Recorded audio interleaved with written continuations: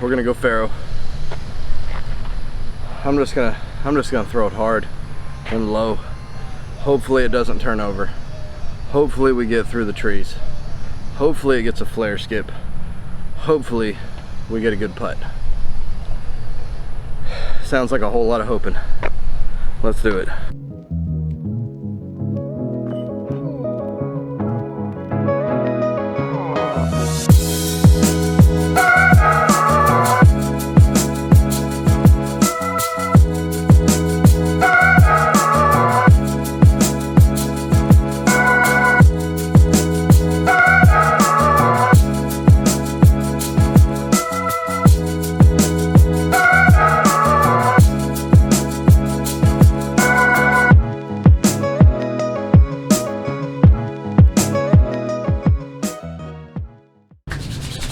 What's going on, guys? Welcome back to In the Bag Disc Golf.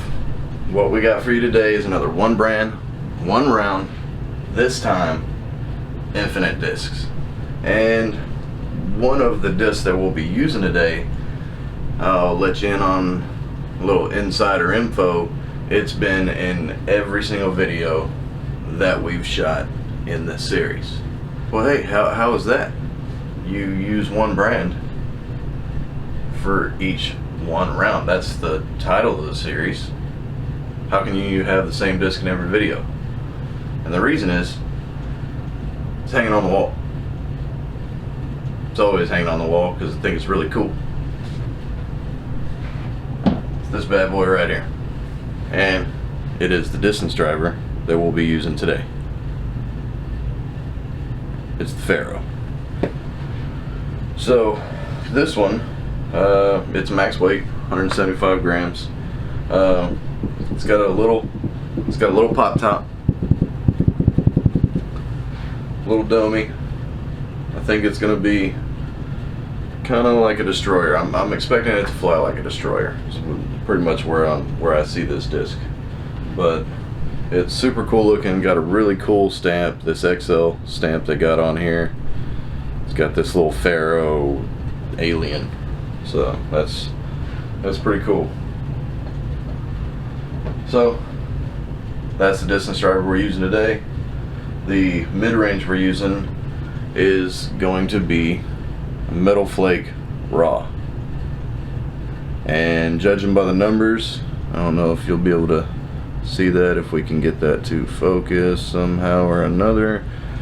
The numbers on that bad boy are 5, 4, 0, 2.5 fade. It's pretty flat. It's got a pretty large bead on it actually, but with how flat it is and those numbers, I feel like it's going to be a good, decent, overstable mid-range. It's 180 grams, so it's max weight. It's way up there max weight. Flat top, and everything tells me overstable, and pretty excited about that. I'm thinking like maybe Rock 3 type, where it's not crazy overstable, but it's overstable enough to hold a straight line and finish good in the end. We will be putting with the Tomb, and it's got a cool stamp on it too. I like their whole scheme they got going there with the whole Egyptian stuff. That's pretty cool. So never putted with this before. It's very flat. I mean, it kind of pops up a little bit, but overall it's pretty flat. This one is 168, so we should be able to get some good glide out of it. It's got a bead. I'm not too excited about that, but the bead kind of helps me have somewhere to put my finger right here when I'm putting. So, because it's pretty rounded, the nose, so it doesn't have that little drop off where I'd like to sink my finger into. So we'll see how that goes. But these are going to be the only discs that we're throwing. It's the only infinite disc that I have. We'll see how it goes. Let's get out there. Wish me luck. Alright, infinite disc. Going Faro off the tee.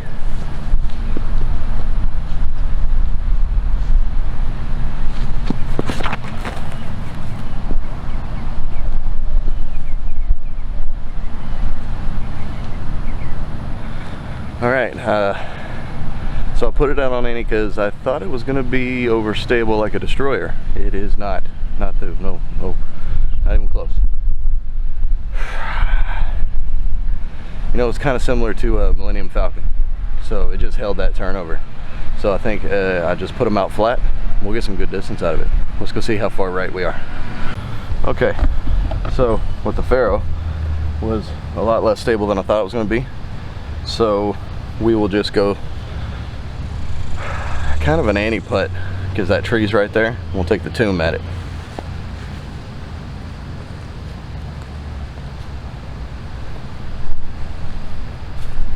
Ooh. I try to kind of ante around that tree instead of just beaming it straight at it, so it kind of helicoptered right down next to it. So we'll take par, move on to 2. All right, let's knock out our par.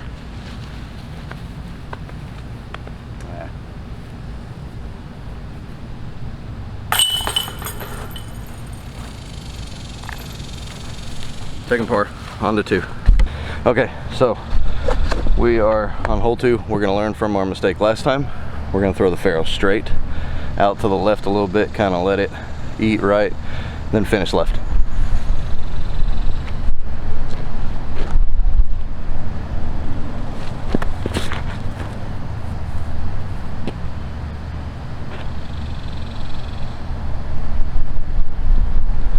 Okay, so I think I probably could have put a little ante on that, but I try to keep it as straight as I could.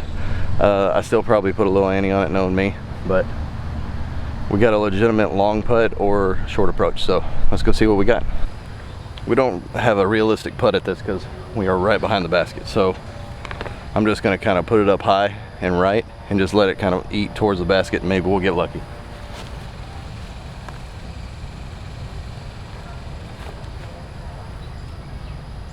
Oh, so it wasn't quite high enough, but if we would have put it up high enough for that shot, we would have clipped the branches and fell. In this case, we're 4 foot behind the basket, so bonus.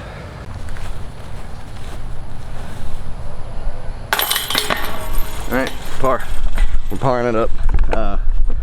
I do have pretty high hopes for that Faro though. It's usually hanging on my wall, as you can see in all my videos. Not sure it would go in the bag, but if I needed it to, I think it could. Here we are, hole 3. I believe in this position it's 343. So the difficult thing about this hole is, of course, the ditch on the left, which is OB, and the path on the right, which in tournaments over the path is OB. When we're playing casually out here, when I do these 1 brand 1 rounds, it's not. I play the path as a river. So what really makes it hard, except for all that, is those group of trees right there. They're right in that hyzer line towards the basket if you got the arm for it. Now, I don't really have a disc in this bag that's going to get me 343, but on my normal days I got 1 or 2 that could get me there potentially if the wind's right. But I think we're just going to throw this flat because we got a little bit of headwind, kind of more like a left to right. We'll see what happens.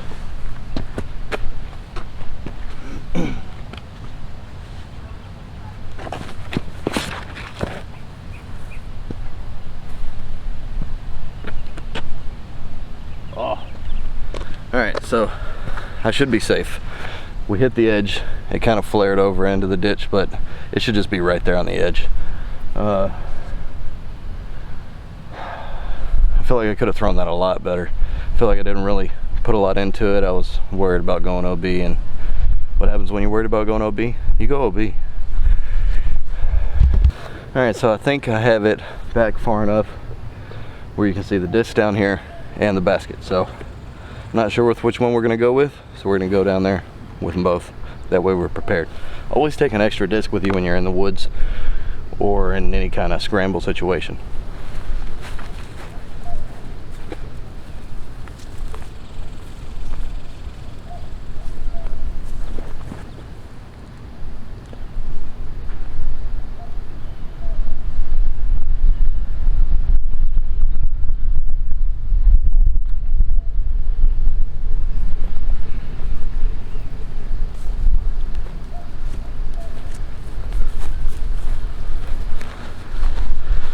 And why you want to do that is so that once you're in there and you're like, oh man, this ain't the right disc for this shot, you don't have to come back out, get the right disc, go back in, cause a hold up on the card.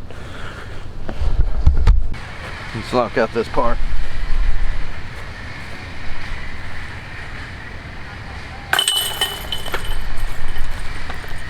Boom, easy peasy, lemon squeezy. Okay, hole 4, infinite disc. I think we're gonna go raw here. This should be overstable.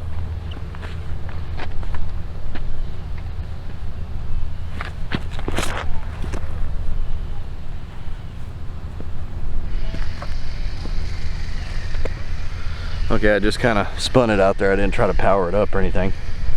I gotta tell you, it's not as stable as I thought it was gonna be. Those numbers are liars, big time. If I powered that thing up, I bet you I'd turn it over. And with a 5-speed, almost a 3 fade, I shouldn't be able to do that.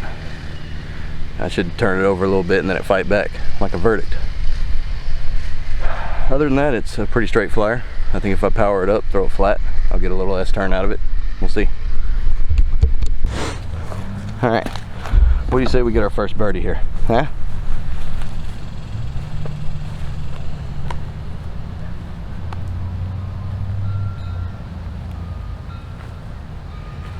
Ooh.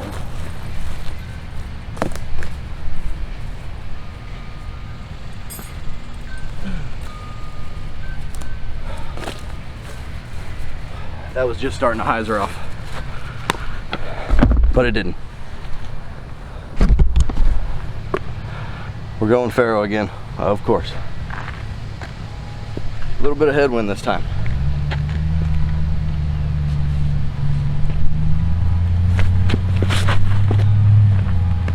Oh, oh.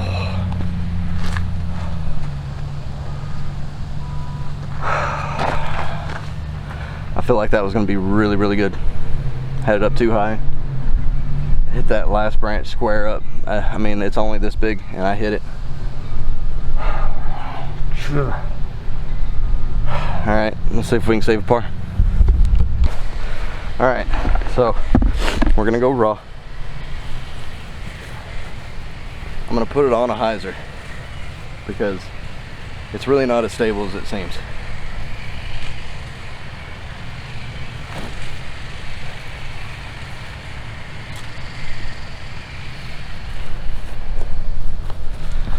I didn't get quite the distance I wanted, so we're about 15 foot short. Should be able to save par from there though. So let's go get it. All right, so we are a little further back than I thought we were, and we got 20 foot. So let's knock this out, save our par.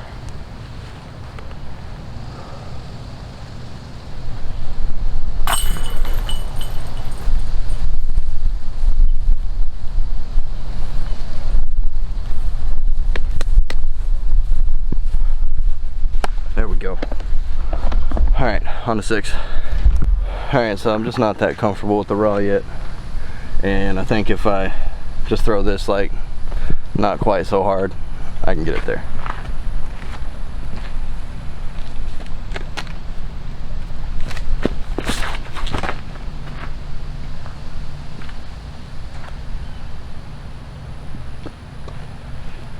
All right, that should be an easy birdie. We're right up next to the tree. We almost hit the tree. I was hoping to get on the other side of it, give us an ace chance, but of course we didn't. Okay, let's knock out this birdie. We're just snuggled right up next to this tree. There we go. That thing just goes straight.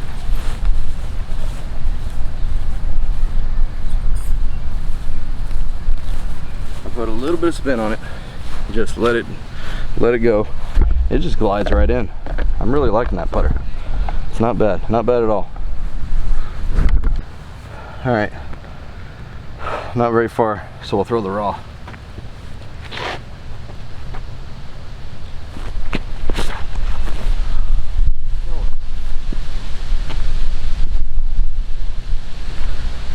I gotta get used to that disc. Alright, so initial impressions with the raw. Not as stable as it should be. Not as stable as it should be.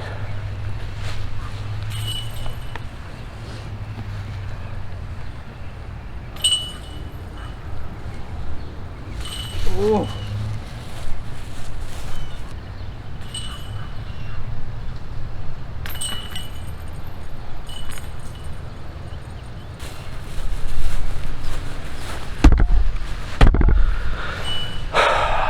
Par.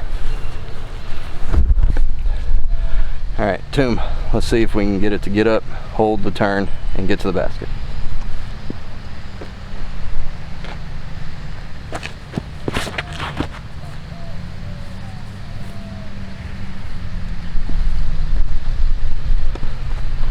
Alright, so it started to fade in the end, but it pretty much held straight the whole time. Okay, so we didn't end up too bad here on the tomb shot.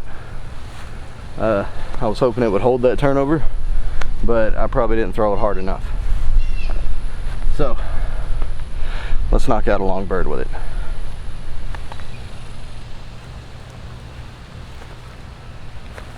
Oh, no such luck. Taking a par.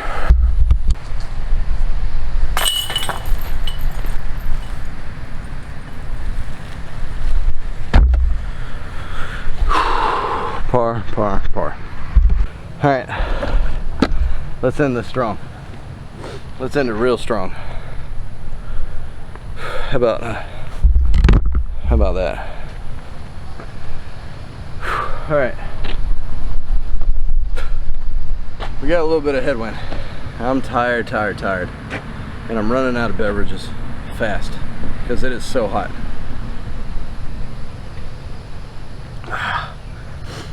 We're gonna go faro. I'm just gonna throw it hard and low. Hopefully it doesn't turn over. Hopefully we get through the trees. Hopefully it gets a flare skip. Hopefully we get a good putt. Sounds like a whole lot of hoping. Let's do it.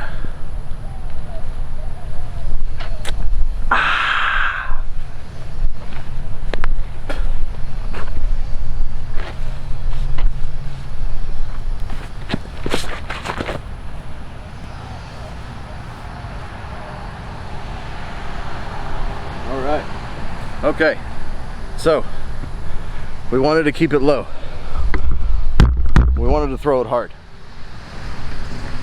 We wanted to get through the trees, and we wanted to have an easy putt. I can tell you we at least did 2 of those 4 things. Maybe 3, depending on what it looks like when we get up there. First, I don't remember which one I just said because I'm so tired, but we wanted to keep it low. We did not do that. We wanted to throw it hard. I did that enough for as tired as I am. We wanted to get through the trees. We definitely got through the trees. We wanted to have an easy putt. We might have an easy putt. So, at least 2 out of 4, maybe 3 out of 4.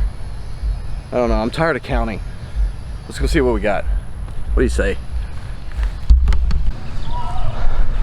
All right, so this is weird. I actually almost parked this hole. I'm shooting 2 videos right now. The Infinite Disc video and the Prodigy video. I have almost parked the Infinite Disc shot, which was the faro, and I have absolutely parked the Prodigy one. See it? That's parked. But we have an actual putt here, so we'll get the tomb. Hopefully we birdie 9 here.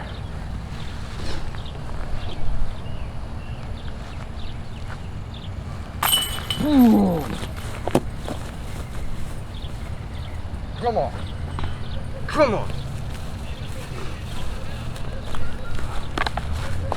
That's what I'm talking about. That's what I'm talking about. Alright, and we're back. We finished -3, and that's pretty good for only having 3 discs, -3 is not too bad. Now, jump into the discs, see how they flew for us. As you just saw, the Pharaoh flies pretty good. I was expecting a destroyer, and it's more like a Millennium Falcon, that overstable Shrike or understable destroyer. So it kind of flies like the Millennium Falcon or a beat up destroyer, just regular stock destroyer, and that's good. I mean, that's a good flying disc. So is this. So I think the question to answer here is it making my bag? No, I got other discs that fly like this, but it could if need be. So for now, we'll put that bad boy back on the wall where it belongs. Moving on to our mid-range, the Raw. Cool stamp, cool looking disc, feels good in the hand. It's got a really big bead, and I'm not real fond of that. It's got a narrow rim here, so you'd think it'd be fast. Everything I thought this disc was gonna be, it was not. Okay, I would throw it out soft on an ante, it would just hold the ante, it would never fight out of it. I would throw it hard and flat, and it would just go and then just drop, or it would just ride right on me. I tried to put it up, put it on a little ante, figured it would go and fight out. It did not. It never did any of this. As like a straight flyer, maybe. As an ante type thrower, maybe. I didn't really connect with that disc. So is that making the bag? Obviously not. Now, putting. This disc is good putter. I did not think I was going to like it because of how it's shaped. It's very shallow. It's got a bead. All these things I'm not real fond of. I mean, the shallowness, I can do that if it's the right type of putter. This surprised me the most because I put it out on a putt and it would just go straight. If it started a hyzer, it was just barely, like it wasn't trying to like really miss, and it got us some big pars and some big birdies. So this could potentially go in the bag sometime if I wanted it to, but I've got so many putters it's not gonna make the bag. So all in all, -3, not too shabby. 2 out of the 3 discs we took out there I really liked. 1 of them, not so much. But as usual, we hope you enjoyed watching. Make sure you like, share, subscribe. Click this little guy here. Subscribe right now. Check out some of these videos here. You see something else that you've been looking for. Check another disc out that you weren't sure that you wanted. But we'll see you next time on In the Bag Disc Golf.